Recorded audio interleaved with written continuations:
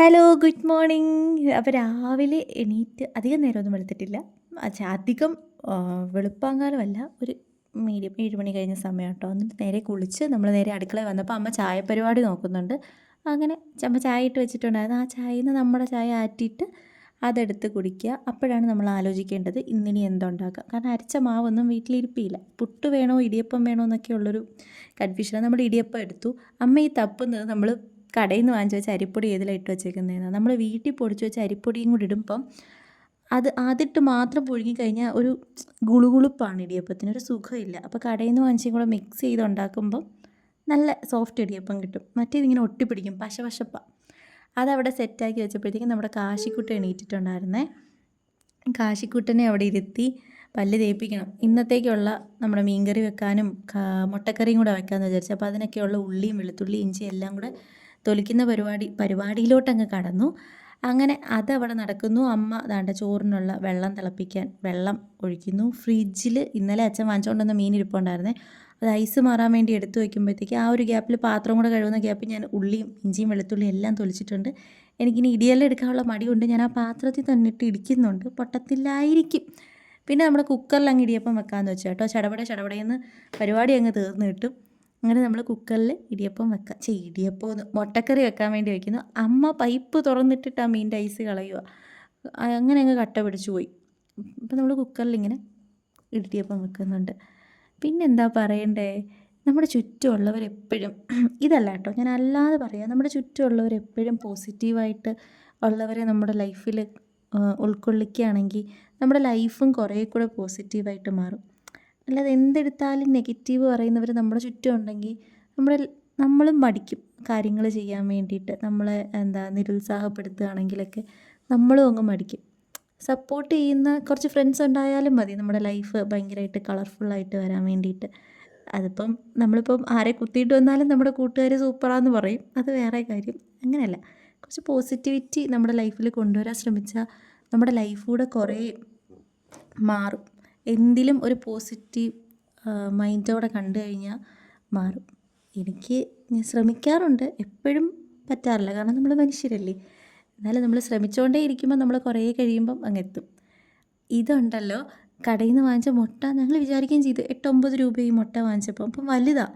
അപ്പോൾ നമ്മൾ വിചാരിച്ച് അമ്മ പറയും ഇതൊക്കെ ഡ്യൂപ്ലിക്കേറ്റാണ്. തുറന്ന് നോക്കിയപ്പോൾ 2 ഉണ്ണി, അത് അത്രയും വലുതായിട്ടിരുന്ന ആ മുട്ട. ആദ്യമായിട്ടാട്ടോ ഞാനത് കാണുന്നത്. അപ്പം ഞങ്ങൾ രണ്ടും കൂടെ, ഞാൻ അമ്മയും വിളിച്ച് കാണിച്ചിട്ടുണ്ടായിരുന്നു. അപ്പോൾ നമ്മൾ പറയും ഇതുകൊണ്ട് ആ മുട്ട ഇത്രയും വലുതായിട്ടിരുന്നേ, അങ്ങനെ ഞങ്ങൾ പറയുക. അങ്ങനെ നേരെ ഇടിയപ്പം പീച്ചി ഇടിയപ്പം അടപ്പത്ത് വെച്ചു. അത് വെന്ത് കഴിഞ്ഞപ്പോഴത്തേക്കും നമ്മൾ നേരെ സെറ്റാക്കിയിട്ട് മുട്ടക്കറി ഒരു വിസിൽ വന്നപ്പോൾ നമ്മൾ മാറ്റി വെച്ചിട്ടുണ്ടായിരുന്നല്ലോ, അത് തുറന്നിട്ട് ഈ മുട്ടയും കൂടെ അതിനകത്തോട്ട് തട്ടി അവനെ ഇട്ട് ഇളക്കി കുളിപ്പിച്ച് കുരുമുളകും ഗരം മസാലയും കൂടെ മുകളിൽ വിതറിയപ്പോൾ നമ്മുടെ ഇടിയപ്പവും മുട്ടക്കറിയും റെഡി. കാപ്പി പരിപാടി അവിടെ ഏകദേശം ഒന്നങ്ങ് സെറ്റായി. വൻ ടാസ്ക്കാണ് ഈ പരിപാടി, കാപ്പി പരിപാടി. എന്തുണ്ടാക്കണം, ഇതുങ്ങൾക്കൊക്കെ എന്ത് കൊടുക്കണം എന്നൊക്കെ ആലോചിക്കുന്നത് തന്നെ ഒരു വലിയ ടാസ്ക്കാണ്. അപ്പം ആ പരിപാടീസ് അങ്ങനെ കഴിഞ്ഞ് കഴിയുമ്പം തന്നെ ഒരു സെക്ഷൻ തീർന്നു. ഇനി അടുത്ത ഉച്ചയൂണ്, അതും അടുത്ത ടാസ്ക്കാണ്. പിന്നെ എല്ലാവരും സുഖമായിട്ടൊക്കെ ഇരിക്കുന്നോ?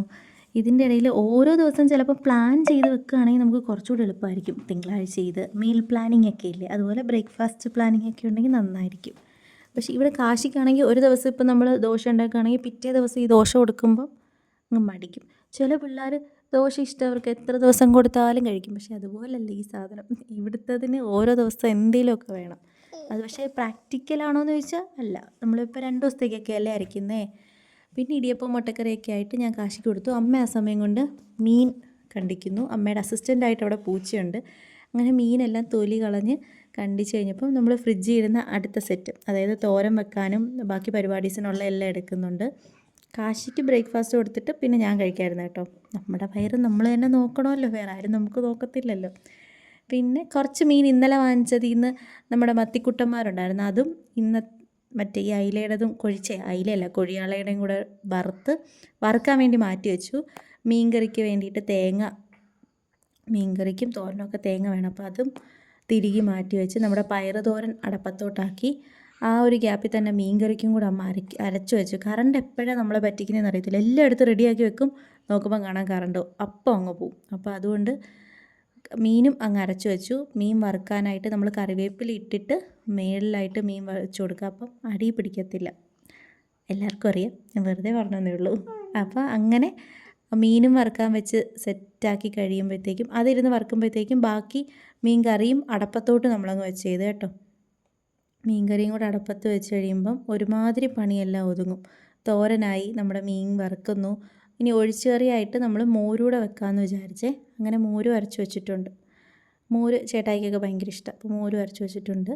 മീൻകറിയും അരപ്പ് റെഡിയാക്കി. മീൻകറി നമ്മൾ ഗ്യാസ് വെക്കുന്നില്ല, അടപ്പത്തോട്ട് വെക്കാമെന്ന് വിചാരിച്ചു. അതാകുമ്പോൾ അവിടെ ഇരുന്ന് കനലിലിരുന്ന് പറ്റി സെറ്റായിക്കോളും. പിന്നെ മീൻകറി അല്ലെങ്കിലും എപ്പോഴും അടപ്പത്ത് വയ്ക്കുന്നതിനല്ലേ ടേസ്റ്റ്.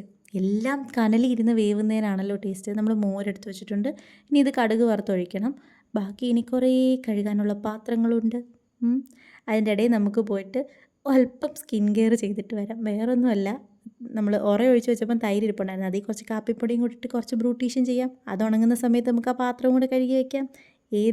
അതെ, അതൊക്കെ കഴിഞ്ഞിട്ട് വിശാലമായിട്ട് ഊണ് കഴിക്കാം. ചോറും തോരനും മീൻകറിയും മോരും മീൻ വറുത്തതും എല്ലാം കൂടെ കൂട്ടി വിശാലമായിട്ടൊരു ഊണങ്ങ് കഴിച്ചു. അപ്പോൾ വീഡിയോ ഇത്രയൊക്കെ ഉള്ളൂ. വീഡിയോ ഇഷ്ടപ്പെട്ടാൽ നിങ്ങൾ ലൈക്ക് ചെയ്യണം, ഷെയർ ചെയ്യണം, സബ്സ്ക്രൈബ് ചെയ്യണം. എന്തെങ്കിലുമൊക്കെ ഇമ്പ്രൂവ് ചെയ്യാനുണ്ടെങ്കിൽ കമൻറ്റ് ഇടണം. അപ്പോൾ okay, tata, bye, see you, love you all, Tata.